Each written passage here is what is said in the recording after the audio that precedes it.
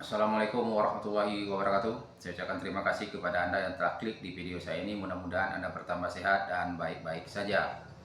Baiklah para penonton dan netizen dimanapun Anda berada.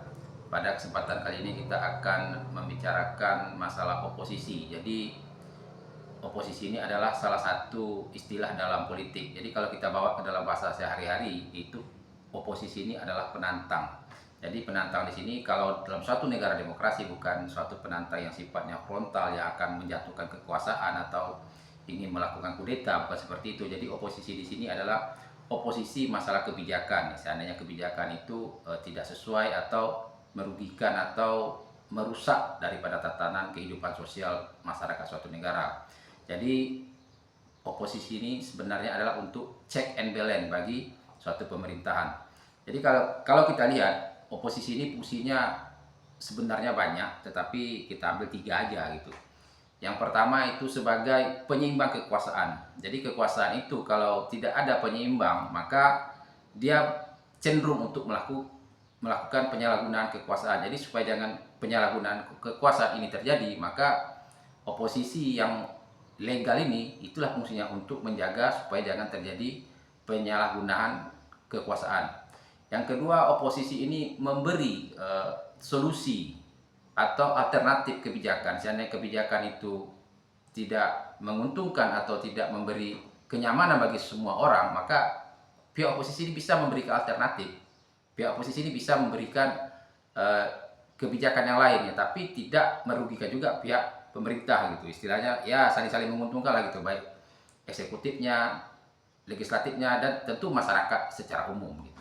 Yang ketiga, fungsinya itu sebagai stimulus atau perangsang bagi elit-elit pemerintah membuat kebijakan yang bisa menyenangkan masyarakat. Jadi elit-elit pemerintah ini mereka tuh bersaing secara sehat, secara baik gitu. Jadi tidak persaingan yang saling menjatuhkan, persaingan saling menyalahkan orang lain, tidak. Persaingan yang sehat, persaingan yang bisa memberikan solusi bagi kepentingan masyarakat secara umum.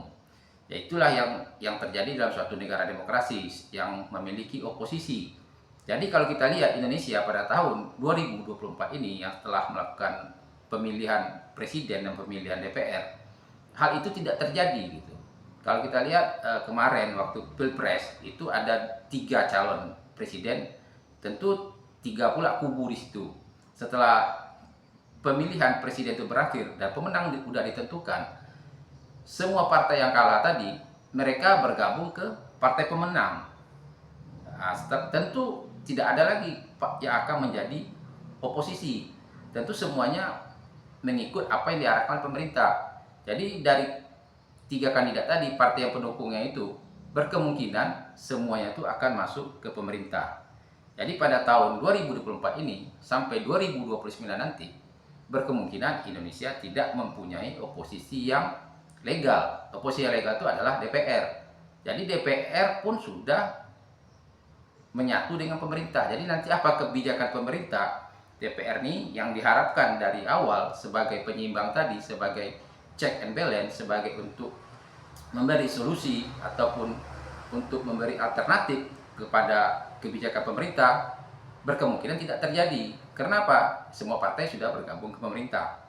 Lalu bagaimana ke depannya? Ya tentu kita sebagai masyarakat, sebagai warga negara, ya kita tidak boleh juga pesimis dengan hal seperti ini. Tentu mungkin para elit-elit itu lebih tahu daripada kita. Mereka tentu punya alasan tersendiri untuk bisa bergabung ke pemerintah dengan alasan mereka yang mereka sampaikan adalah untuk menjaga keutuhan bangsa Indonesia, menjaga persatuan dan kesatuan supaya jangan terjadi hal-hal yang tidak menarik gitu, hal-hal yang bisa membuat Indonesia tidak maju gitu. Jadi selama 20 tahun terakhir ini memang kita lihat Indonesia ini antara partai itu terjadi hal-hal yang selalu berseberangan, tapi berkemungkinan pada 2024 ini berseberangan itu tidak ada. Jadi positifnya ya mungkin Indonesia ini bisa akan merubah diri, Indonesia ini bisa akan menjadi suatu negara yang menata diri yang lebih baik lagi. Tetapi kan ini masih harapan gitu, ini masih keinginan dari elit-elit partai tersebut. Lalu kita sebagai masyarakat bagaimana? Ya sebagai masyarakat ya kita tetap memperhatikan, kita tetap harus sebagai penjaga demokrasi itu, kita sebagai masyarakat harus senantiasa memberikan kritikan-kritikan yang sifatnya membangun, kritikan-kritikan yang sifatnya bisa membuat kenyamanan semua orang. Jangan kritikannya yang sifatnya merusak atau katanya menyalah-nyalahkan orang. Tidak, kita ingin bagaimana ke depan Indonesia ini bisa menjadi negara yang baik gitu. Karena kita merasa rugi kalau kita Indonesia ini tidak negara yang baik gitu. Baik arti kata baik secara ekonomi gitu kan. Karena kita adalah negara yang terkaya di dunia. Ngapa dikatakan negara terkaya di dunia? Kita mempunyai sumber daya alam yang semuanya ada di Indonesia ini dan tidak dimiliki oleh negara lain.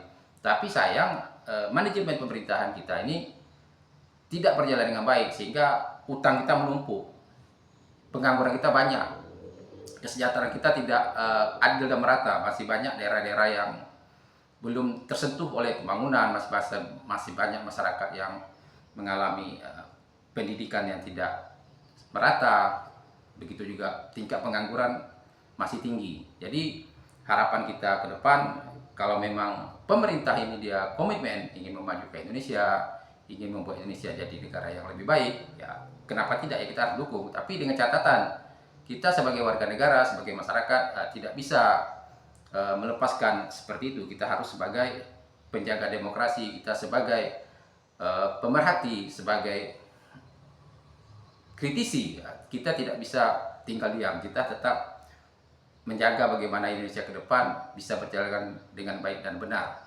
Jadi kalau Anda punya pandangan yang lain, Anda punya pendapat yang lain, nanti Anda bisa berbicara di kolom komentar. Dan saya ucapkan juga terima kasih kepada Anda yang telah melakukan like, comment, and share, dan tentu juga subscribe dan follow di channel saya ini. Mudah-mudahan Anda bertambah sehat dan baik-baik saja. Illa muwaffiq illa mutarik. Assalamualaikum warahmatullahi wabarakatuh.